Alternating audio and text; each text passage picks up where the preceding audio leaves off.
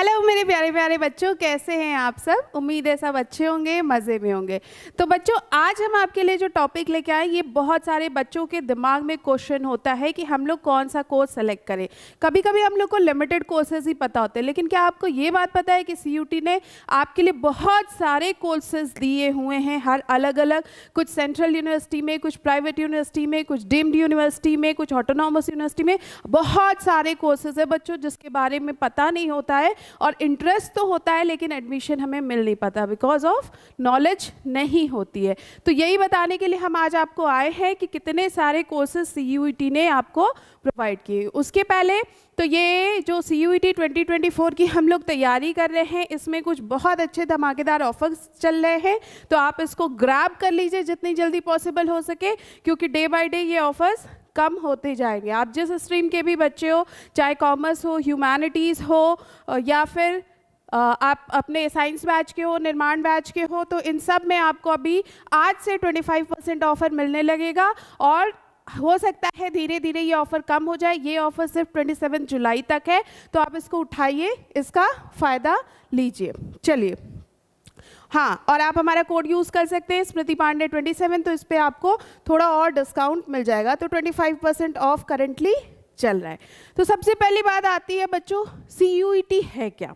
ये सब तो आपको पता ही चल गया होगा सीयूईटी क्या, लेकिन फिर भी ब्रीफ कर देते हैं। That is a common university entrance exam, जो नेशनल टेस्टिंग एजेंसी है, एनटीए है, इसने कंबाइन कर दिया है कई सारे कॉलेजेस को, यूनिवर्सिटीज़ को, और ये सब मिलके एक साथ अब एग्ज़ाम लेंगे। इससे फ़ायदा ये होगा कि आपके जो पहले हर अलग अलग यूनिवर्सिटीज़ में फॉर्म भरने पड़ते थे, वो अब नहीं होगा। तो आपको सेंट्रल यूनिवर्सिटीज़ भी अच्छी मिल जाएंगी, या जो आप यूनिवर्सिटी चाहते हो वो आपको अच्छी यूनिवर्सिटीज़ मिल जाएंगी। तो ये सब मिलके एक एंट्रेंस एग्ज़ाम कंडक्ट करवाते हैं, जो सिर्फ आपको एक एग्ज़ाम देना होता है।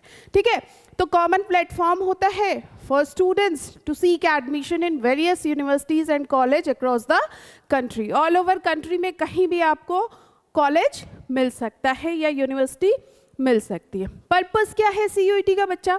पर्पस ये है कि जो सीयूईटी है is to streamline the admission process and provide a fair and transparent system for students. Students के लिए एक fair transparent system बन जाए जिससे कि उनको फ़ायदा हो सके। देखिए, आप लोग यूथ हैं, आप लोग भविष्य हैं कल का, है ना। तो अगर आपके साथ आज आप अपना अच्छा करियर सेलेक्ट करते हो अच्छे तरीके से, तो आगे चल के आप देश का नाम रोशन करोगे, और भी कंट्री के लिए बहुत सारे आप एफर्ट्स दोगे। तो ये सब कुछ देख के ये सब डिज़ाइन किया गया है। क्या करते हैं? eliminating the need to appear for multiple entrance exam conducted by different universities। जैसा कि हमने पहले ही बताया, कुछ टाइम पहले, 2-3 साल पहले ही ऐसा होता था कि हर यूनिवर्सिटी अपना अलग अलग एंट्रेंस एग्ज़ाम कंडक्ट करवाती थी। तो अलग अलग फॉर्म भरो, अलग अलग फॉर्म भरने के साथ प्रॉब्लम ये भी आती थी कि अलग अलग एग्ज़ाम देना पड़ता था, तो जो हम चाहे वो यूनिवर्सिटी नहीं मिल पाती थी, या बहुत दूर जाना पड़ता था। तो ये सारी प्रॉब्लम्स का शॉर्ट आउट हो चुका है। आप सीयूईटी दो और मस्त मज़े करो। एलिजिबिलिटी पता है, 2023 के एस्पेक्ट में देखें तो आपकी जो एलिजिबिलिटी थी फॉर यूजी अंडर ग्रेजुएट के लिए, ये 12th पास होनी चाहिए, है ना। 12th पास होनी चाहिए। The candidate will be required to fulfil the age criteria. अगर कोई एज क्राइटेरिया 2024 के लिए आता है तो वो फुलफिल करना पड़ेगा। आता है तो हम लोग इन्फॉर्म करेंगे आपको, ठीक है। पर्टिकुलर यूनिवर्सिटी, इंस्टीट्यूशन और ऑर्गेनाइजेशन का तो वो देखना पड़ेगा। कैंडिडेट को 12th पास होना चाहिए या कोई इक्विवेलेंट एग्ज़ाम होना चाहिए उसके। ओके, तो ये सारा सीयूईटी की एलिजिबिलिटी है, ज़्यादा नहीं है, बस आप 12th पास हो। Now come to the main point. सबसे इंटरेस्टिंग चीज़ क्या है, ये आज हम आपको बताने वाले। आपने क्या सोचा होगा कि आप सोचोगे बीएससी कर लेंगे, मैथ से कर लेंगे, बायो से कर लेंगे, और क्या हो सकता है। लेकिन क्या आपको पता है, there are 101 courses for you. 1, 2, 4, 10 नहीं, 101 कोर्सेज हैं बच्चा आप लोगों के लिए। 101 कम कोर्सेज नहीं है ये। लेट्स सी, देखते हैं। सबसे पहले है BSc in home science. BSc आपको मिल जाएगा होम साइंस में।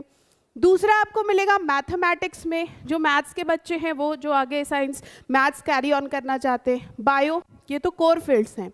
Agriculture, artificial intelligence, psychology. Psychology मतलब वो होता है जिसे हम लोग हिंदी में कहते हैं मनोविज्ञान, मतलब मन की दशा भावना पढ़ना, it is also a part of science. Okay, तो कैसी हरकतें करते हैं लोग उस बिहाफ पे देखते हैं।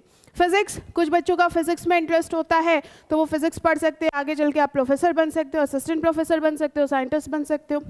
एंथ्रोपोलॉजी, इसका मतलब होता है ह्यूमंस का डेवलपमेंट कैसे कैसे हुआ, कल्चर्स का डेवलपमेंट कैसे कैसे हुआ, तो इसमें भी पढ़ सकते हैं, बायो वाले बच्चे ले सकते हैं। बॉटनी, जानते हो बॉटनी जो होता है प्लांट से रिलेटेड स्टडी होता है। बायोटेक जो है बेटा, ये कुछ टाइम मतलब पिछले 10 सालों से नया इमर्जिंग फील्ड बना हुआ है। इसमें हम लोग बायोलॉजी से रिलेटेड बट टेक्निकल चीज़ें पढ़ते हैं। ओके, इसमें मॉल बायो पढ़ते हैं, मॉलिक्यूलर बायोलॉजी, माइक्रोबायोलॉजी, बायोकेमिस्ट्री, ये सब चीज़ें होती हैं। नेक्स्ट केमिस्ट्री, जिनका केमिकल में इंटरेस्ट है। कंप्यूटर साइंस, कंप्यूटर साइंस तो आज सब लोग जानते हैं। इलेक्ट्रॉनिक्स आप कर सकते हो, बीएससी इन जूलॉजी। तो ये अभी आपके 14 फील्ड है ना। होप सो इसमें किसी को कंफ्यूजन नहीं होगी, सिंपल सिंपल फील्ड्स हैं। चलिए आगे और बताते हैं। फॉरेंसिक साइंस, आप सबने सीआईडी देखा होगा बचपन में, है ना। सीआईडी देखा होगा तो उसमें आप देखते होंगे कि कोई एक डॉक्टर होता है, वो मर्डर हो जाता है तो सैंपल निकालते हैं, टेस्ट करते हैं, एनालाइज करते हैं कि क्या है क्या नहीं, तो that is a forensic science, वो उसमें आ जाता है। फॉरेस्ट्री, फॉरेस्ट से रिलेटेड स्टडीज़ होती हैं, जंगलों से रिलेटेड होता है। हॉर्टिकल्चर, ये सारी बीएससी की स्ट्रीम है बेटा। हॉर्टिकल्चर मतलब होता है जो गार्डन्स लगाते हैं हम लोग, जो प्लांट्स लगाते हैं, छोटे छोटे प्लांट्स लगाते हैं, मेडिसिनल प्लांट्स लगाते हैं, उनसे रिलेटेड होता है। रूरल टेक्नोलॉजी, रूरल टेक्नोलॉजी मतलब गांव में ऐसी क्या टेक्नोलॉजी डेवलप की जाए जहां से उनका डेवलपमेंट हो सके और किस तरीके से इम्प्लीमेंटेशन किया जाए। बायोकेमिस्ट्री, तो ये ऐसी केमिस्ट्री होती है जो आपकी बॉडी से रिलेटेड होती है, ये बायो वाले बच्चों के लिए। बायोमेडिकल साइंसेस, बायोमेडिकल साइंसेस भी मेडिकल फील्ड से होता है लेकिन ये बायोमेडिकल होता है, तो इसको करने से आपको डॉक्टर की तो डिग्री नहीं मिलेगी लेकिन हाँ काफ़ी बेनिफिशियल होता है, नियर अबाउट आप मान सकते हो। Okay, clinical nutrition, nutrition, clinical nutrition जैसे मान लीजिए कोई पेशेंट है ना, फॉर एग्जांपल किसी पर्सन को थायराइड हुआ है, तो थायराइड हुआ तो उसको कौन सा न्यूट्रिएंट लेना चाहिए, कौन सा नहीं, कौन सा उसके लिए फ़ायदेमंद है, कौन सा नहीं, तो ऐसे पर्टिकुलर चीज़ें बताई जाती हैं। बीएससी इन इकोनॉमिक्स आप जानते होंगे। BSc in environmental science, environmental science क्या होता है, जो हमारे एनवायरमेंट से रिलेटेड है, शहर हो, गांव हो, टाउन्स हो, जो नए नए डेवलपमेंट्स हो रहे हैं, इसमें एनवायरमेंट का क्या रोल है, कैसे इसको इम्प्लीमेंट किया जाए कि लोगों को ऑक्सीजन वगैरह की कमी ना हो। बीएससी इन ज्योग्राफी, ज्योग्राफी भी आप सब ने पढ़ी होगी तो आप इसमें बीएससी कर सकते हो जिसका इंटरेस्ट हुआ। BSc in fisheries, fisheries, fisheries मतलब मछली पालन जो होता है ना, जो लोग मछली पालते हैं वो, लेकिन इसमें भी आपको साइंटिफिक स्टडी करनी पड़ती है, ये सारे साइंटिफिक स्टडी हैं बेटा, ठीक है। तो मतलब कौन कौन से इन्वायरमेंट में कैसी कैसी फिशेस को पाल सकते हैं, उनकी टेक केयर कैसे करते हैं, ये सब कुछ आता है। BSc in microbiology, micro organism से रिलेटेड स्टडी होती है। स्टैट्स, बीएससी स्टैटिक्स में कर सकते हो। और BSc in polymer science, polymer science का मतलब है बहुत सारे टाइप के आजकल पॉलीमर्स बन रहे हैं, फैब्रिक्स बन रहे हैं, ये पॉलीमर्स फैब्रिक के अलावा भी बहुत सारे टाइप के पॉलीमर्स बनते हैं जिनको अलग अलग जगह पे यूज़ किया जाता है, तो ये उसकी कोर फील्ड हो जाती है। ओके, तो ये हमने आपको 28 बताया। नाउ नेक्स्ट आते हैं आपके फूड टेक्नोलॉजी, फूड से रिलेटेड, जैसे कि मान लीजिए ग्रेन्स खाते हैं हम लोग या आटा खाते हैं, है ना, तो रोटी खाते हैं, रोटी बनती किससे, आटे से बनती है, तो ये जो आटा होता है क्या ये सबके लिए एक ही होता है। फॉर एग्जांपल बिस्किट बनाने के लिए एक ही जैसा आटा होगा, केक बनाने के लिए एक ही जैसा आटा होगा, या जो घर पे रोटी बनती है वो सारे एक ही तरीके के आटे से बनता है, या सब अलग अलग तरीके के आटे से बनता है, मतलब टेक्निकल स्टडी होती है, तो फूड टेक्नोलॉजी हो जाता है। क्लिनिकल रिसर्च होता है, जो सैंपल्स आते हैं, जो पेशेंट के सैंपल आते हैं उन पर रिसर्च करना, मेडिसिन के बारे में रिसर्च करना, तो ये क्लिनिकल रिसर्च हो जाता है। टॉक्सिकोलॉजी, टॉक्सिन से रिलेटेड कि कौन सी चीज़ें ह्यूमंस के लिए हार्मफुल है, एनिमल्स के लिए हार्मफुल है, एनवायरनमेंट के लिए हार्मफुल है, वो केमिकल्स। कंप्यूटिंग पता है आपको, मैथमेटिक्स एंड कंप्यूटिंग ये भी पता है। इंटीरियर डिज़ाइनिंग जो आजकल काफ़ी ट्रेंड में चल रहा है, घर को कैसे डिज़ाइन किया जाए, ऑफिस को कैसे डिज़ाइन किया जाए, अंदर घर के अंदर, है ना, बाहर का तो काम आर्किटेक्चर सिविल इंजीनियर का होता है, लेकिन अंदर कैसे फर्नीचर्स लगाया जाए, कौन सा पेंट का कॉम्बिनेशन और क्या क्या चीज़ें हो सकती हैं ये। साइबर सिक्योरिटी, पता है साइबर क्राइम कितना बढ़ गया है, तो साइबर सिक्योरिटी हम लोग पढ़ सकते हैं। BSc in data science, data को हैंडल कैसे करना है, उसका यूज़ कैसे करना है, ये भी आजकल काफ़ी बूम पे चल रहा है। बीएससी इन योगा, योगा तो आज के टाइम में सबको पता होगा कि कैसे क्या है ना, लेकिन करना कैसे है, योगा करने के साथ साथ और क्या चीज़ें ध्यान देनी पड़ती हैं, ये होता है। Geology, life science, life science क्या होता है, लाइफ साइंस का मतलब होता है that is a combination of microbiology, biochemistry, mall biology, तो इन सब का कॉम्बिनेशन होता है life science. IT, information technology, anthropology, psychology, ये सब होते हैं। ओके, नेक्स्ट आता है आपका योगिक साइंसेस। योगा के थ्रू बॉडी में कितने चेंजेस होते हैं, कौन कौन सी डिजीज़ को क्योर किया जाता है, ये सब योगिक साइंस में आ जाता है। योगा आता है। टेक्सटाइल, जो भी हम लोग आजकल आप जान रहे हो फैब्रिक्स कितने डिमांड में हैं, तो टेक्सटाइल्स मतलब फैब्रिक्स से रिलेटेड होता है। तो अलग अलग तरीके के, देखो फैशन डिज़ाइनिंग अलग होता है, टेक्सटाइल अलग होता है। फैशन डिज़ाइनिंग का मतलब कि कपड़े में बहुत अच्छे से कट वगैरह या उसकी सिलाई वगैरह, स्टिचिंग वगैरह बहुत अच्छे से होनी चाहिए, उसमें बहुत अच्छी डेकोरेशंस होनी चाहिए। टेक्सटाइल मतलब फैब्रिक, कौन सा फैब्रिक है, जैसे कॉटन है, जैसे पॉलिएस्टर है, जैसे लिनन है, तो ये सब फैब्रिक होते हैं, तो उनकी स्टडी होती है टेक्सटाइल में। टेक्निकल टेक्सटाइल, उसी टेक्सटाइल में टेक्निकल टेक्सटाइल भी होता है। आजकल बहुत अलग अलग टाइप के मार्केट में टेक्सटाइल हैं, जैसे कर्टन्स के लिए अलग टेक्सटाइल आते हैं ना, कवरिंग के लिए अलग आते हैं, सोफ़ा के लिए अलग आते हैं, तो ये सब आते हैं। ऑर्गेनिक फार्मिंग, ऑर्गेनिक फार्मिंग का मतलब होता है बिना केमिकल फर्टिलाइजर्स को यूज़ किए हुए फार्मिंग करना। ओके, तो ये ऑर्गेनिक फार्मिंग आता है। डेयरी टेक्नोलॉजी, मिल्क से रिलेटेड, डेयरी प्रोडक्ट से रिलेटेड ये होता है।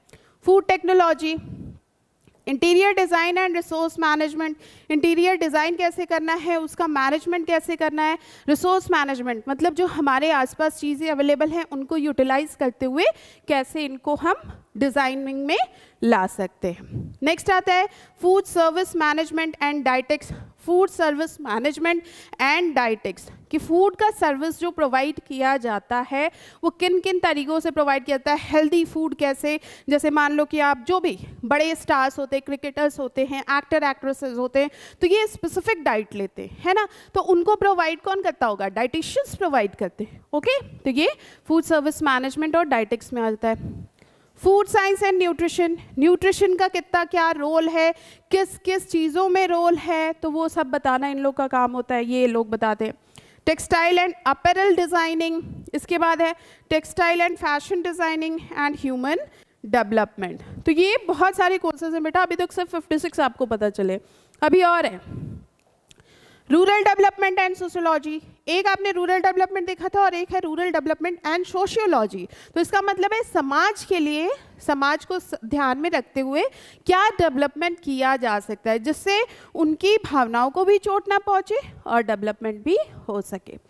कॉग्निटिव साइंस, कॉन्शियस, हमारे कॉन्शियस से रिलेटेड साइंस होता है, जैसे ह्यूमंस का बिहेवियर हर जगह अलग अलग हो जाता है या अलग अलग ह्यूमंस का बिहेवियर अलग अलग होता है, तो क्या कॉग्निशन में चल रहा है, क्या माइंड में चल रहा है, किस वजह से ये सब चेंजेस आ रहे हैं।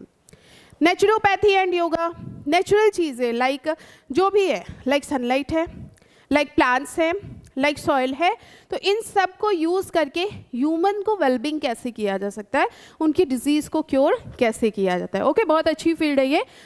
इधर तो नहीं, यूपी, एमपी, दिल्ली इस साइड में तो नहीं इतना ज़्यादा है, लेकिन साउथ में इसका क्रेज़ बहुत है, बूम पे है और लोग उधर जाते हैं अपना ट्रीटमेंट करवाने के लिए। फिजिकल एजुकेशन, आप सबको पता होगा, स्कूल में आप सबने पढ़ा होगा, तो इसको यूज़ करके आप लोग फर्दर कोच बन सकते हो, अपने स्कूल में किसी टीचर बन सकते हो। ट्रांसपोर्टेशन, ट्रांसपोर्टेशन आजकल आप जानते हो बिना ट्रांसपोर्टेशन के तो कुछ भी पॉसिबल नहीं है। जो आए दिन हम लोग अमेज़ॉन से ऑर्डर कर देते हैं, फ्लिपकार्ट से ऑर्डर कर देते हैं, कहीं से भी ऑर्डर कर देते हैं, 2-3 दिन के अंदर हमारे घर पे आ जाता है, that is because of transportation. तो उसमें और क्या इम्प्रूव किया जाता है। ऑप्टोमेट्री, ऑप्टोमेट्री मतलब आइज से रिलेटेड, है ना, आइज से रिलेटेड प्रॉब्लम्स क्या होती हैं उनको कैसे सही किया जा सकता है, ये आता है ऑप्टोमेट्री में। कार्डियोवास्कुलर टेक्नोलॉजी, हार्ट से रिलेटेड टेक्नोलॉजी होती है। नर्सिंग, बीएससी इन नर्सिंग, काफ़ी बच्चे ये भी करते हैं, अच्छा फील्ड है ये भी।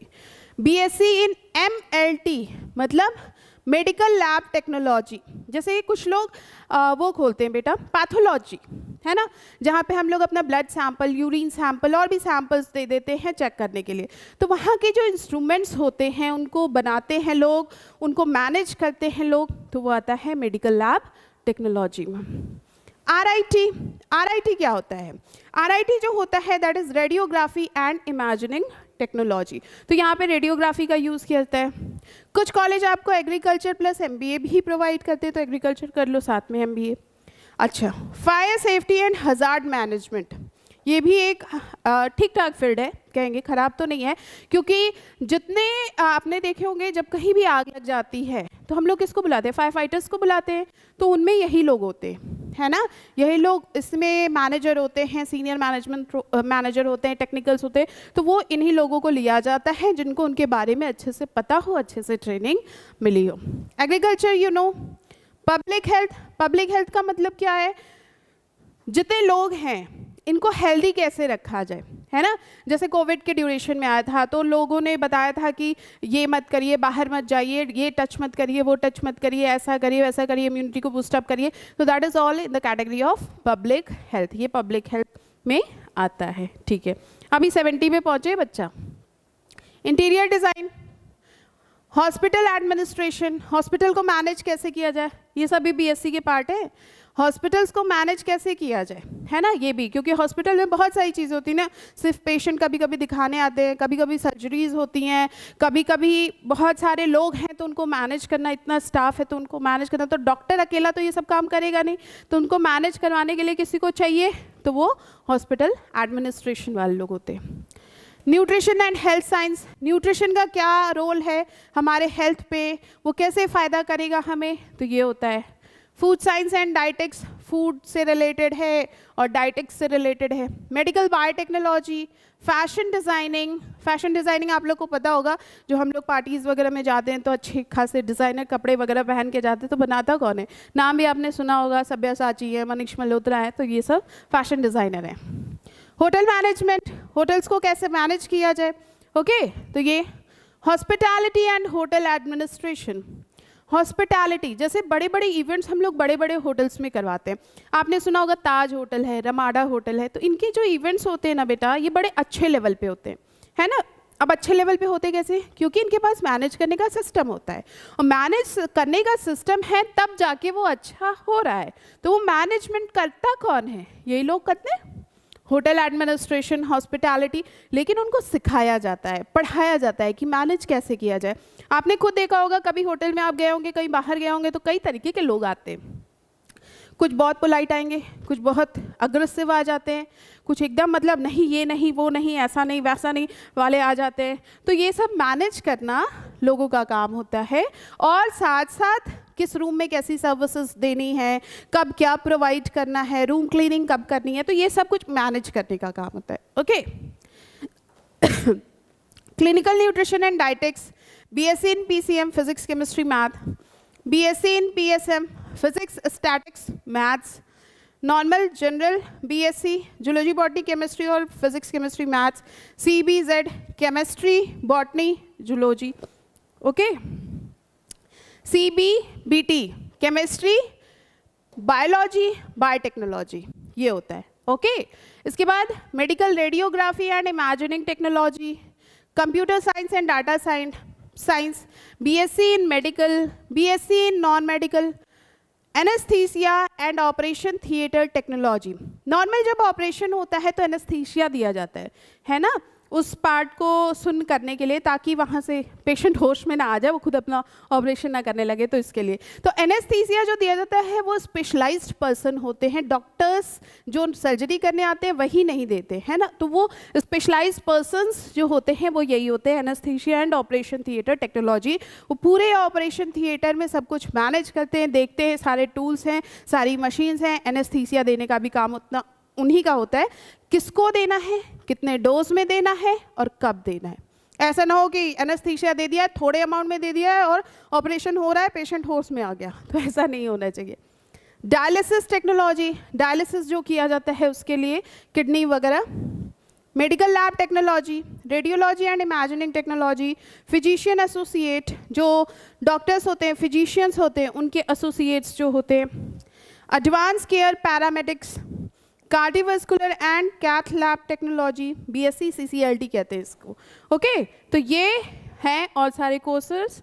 And the last one, nutrition and dietetics, food science and technology, hospitality and hotel administration, aircraft maintenance engineering, fire safety and hazard management, and the last animation. बाप रे, बताते बताते तो हम थक गए, लेकिन शायद आपका कोर्स खत्म नहीं हुआ। इसके साथ और भी बहुत सारी चीज़ें मिलती हैं भाई। कुछ यूनिवर्सिटीज़ जो है वो इंटीग्रेटेड प्रोग्राम्स प्रोवाइड करती है, मतलब बीएससी और एमएससी साथ में, तो ये साथ में डुअल डिग्री हो जाती है। वो कुछ यूनिवर्सिटीज़ आपको इंजीनियरिंग डिग्री प्रोवाइड करती है, वो हम आपको नेक्स्ट वीडियो में बताएंगे, ठीक है। तो अगर इन सब से रिलेटेड आपको कुछ ना समझ में आया हो, कोई टॉपिक कोई कोर्स ना समझ में आया हो, तो वो आप हमें बताइएगा, कमेंट करिएगा, हम आपको उसका बताएंगे कि वो क्या चीज़ है और कैसे परस्यू कर सकते। ठीक, चलिए बस इतना ही। धन्यवाद, अपना ध्यान रखिए, टाटा बाय बाय।